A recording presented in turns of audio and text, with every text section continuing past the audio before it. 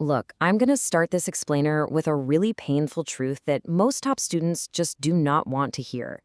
Memorizing textbook definitions for your Cambridge IGCSE Physics 0625 exam is actually a huge trap.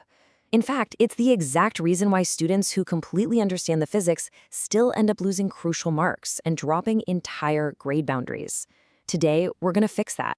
You see, week after week, I watch brilliant students walk out of their thermal physics paper feeling perfectly confident, only to get the results back and find out they missed the top band. They know the concepts perfectly. They know exactly what the kinetic model is. But here's the thing. The examiner doesn't grade you on what's floating around in your head. They grade you on the specific phrasing and logical steps actually written on the page. You're literally dropping grade boundaries over simple, completely avoidable wording errors, despite knowing the underlying physics inside and out. Okay. Let's dive into this and look at exactly where those marks are bleeding out. When we analyze the examiner reports, we see the exact same 4 ordinary revision failures again and again. First up, missing units on final calculated answers. That is an instant dropped mark. Second, rounding numbers way too early in your multi-step calculations, which totally throws off your final significant figures. Third, providing vague explanations that sound, generally correct, but completely lack the specific physics vocabulary Cambridge demands.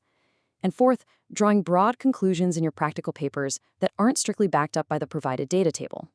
Ordinary revision ignores these micro skills. Section 1. The 4-step answer framework. Thinking like a Cambridge examiner.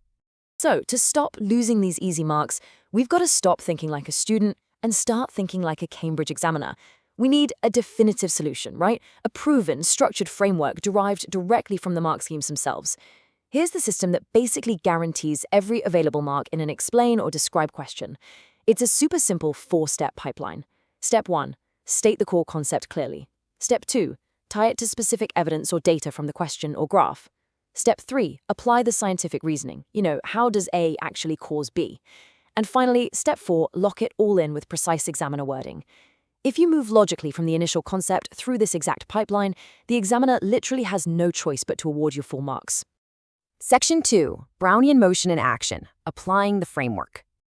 Let's move to and see how this builds when we apply our framework to one of the most notoriously tricky topics in the 0625 syllabus, Brownian motion.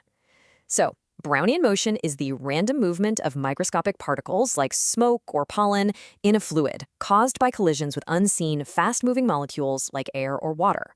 Now, ground yourself in this core concept. But I urgently need to warn you right now, just dropping this definition onto an exam paper when asked to explain Brownian motion is not enough. The examiner is looking for the how and the why, not just the what. Let's escalate the stakes and look at a classic high-value exam scenario. The question is, how does the kinetic particle model explain gas pressure? Now, in just a moment, I'll show you the exact examiner clue that changes your answer completely and triggers that final method mark. But first, we have to look at the data and see exactly where students go wrong. Section 3.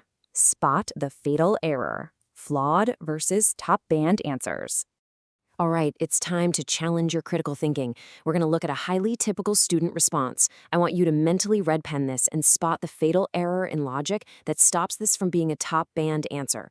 The flawed answer reads, particles move and hit the walls, making pressure. I mean, it sounds basically true, right?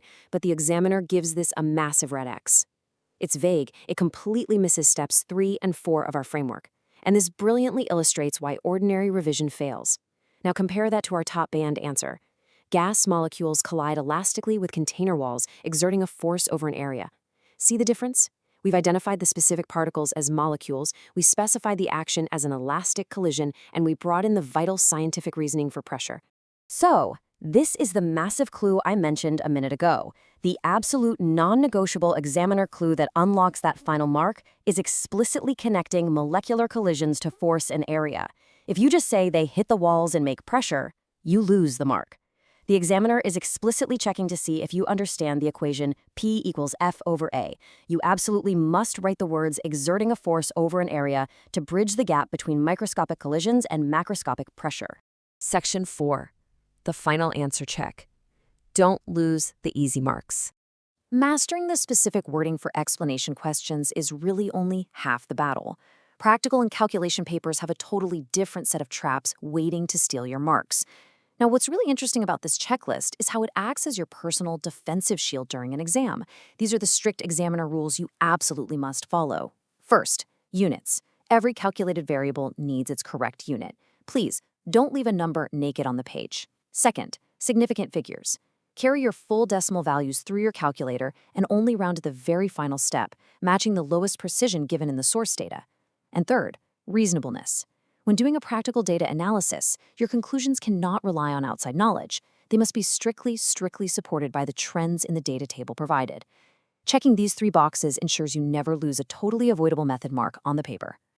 We've covered some incredible ground in this explainer today. You now know the 4-step framework. You know exactly how to leverage force over area to ace those kinetic model pressure questions, and you have your final answer checklist to protect your calculation marks. But here is the massive, unresolved problem. Knowing the framework is step 1. Having this perfect framework in your head doesn't help you at all if your final week of exam preparation is chaotic, unstructured, and overwhelming. Planning your final week of revision is step 2. You desperately need a system for those final few days. And that is exactly what we're tackling next. You know the physics, but do you have the discipline to execute it flawlessly under pressure?